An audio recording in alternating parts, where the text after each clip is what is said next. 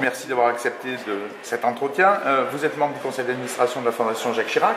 Quel est le sens de votre engagement auprès de notre fondation? Mon engagement, c'est que je suis le père d'un enfant handicapé et que je bénéficie de l'hospitalité de la Fondation Chirac depuis 1979. Mon fils avait alors 18 ans. Et j'ai pensé que je ne pouvais pas me contenter uniquement d'être parent d'un enfant handicapé reçu par la Fondation, et il fallait que j'y donne aussi un petit peu du mien. D'accord, je comprends. L'objet du colloque aujourd'hui, c'est le numérique, la digitalisation. Oui. Votre œil peut-être extérieur par rapport aux éminents scientifiques oui. qui nous ont informés ce matin, oui. Quel est-il? Une crainte, une peur, ou au contraire des encouragements, de l'espoir? Je pense que sur le plan de l'informatique, c'est le domaine du présent et du futur, et je pense que le soin du handicap ne peut que bénéficier de l'intervention de l'informatique. Ceci dit, ce qui s'est débattu ce matin m'est passé un petit peu au-dessus, parce que le domaine de la marine n'a rien à voir avec ce dont nous avons à discuter. Voilà. Nous étions au même point un petit peu sur certains sujets, mais oui. Je pense quand même qu'ils ont su se rendre accessibles. Ah oui, non, mais j'en conviens.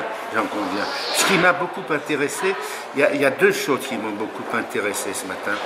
Il y a d'abord que c'est systématiquement la participation de la famille dans le processus médical. Place, oui, tout à fait. Ce qui est assez nouveau, parce qu'au départ, le traitement des enfants handicapés, on disait aux parents, bon, vous amenez votre enfant, il va venir avec sa valise, vous le laissez là, nous on s'occupe du reste. Ça a disparu heureusement. Et je crois qu'il faut beaucoup insister pour que la famille soit dans le circuit. Impliquée dans le... Absolument impliquée. Dans l'accompagnement. Je regrette d'ailleurs de voir par expérience que quand je vais voir mon fils, il y a le taux quand même de visite des parents reste quand même relativement faible. Alors je sais qu'il y a des contraintes. La Corrèze, c'est pas le centre du monde. C'est pas toujours facile de s'y rendre, mais je pense que les parents devraient se sentir peut-être un peu plus motivés par la participation à la vie de la Fondation. On peut aussi espérer que ces outils numériques, avec les nouvelles générations, leur permettront aussi d'être plus en contact. Absolument.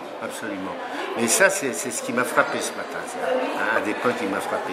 Et par ailleurs aussi, l'autre point qui m'a frappé, c'est l'auto-évaluation de l'handicapé par lui-même.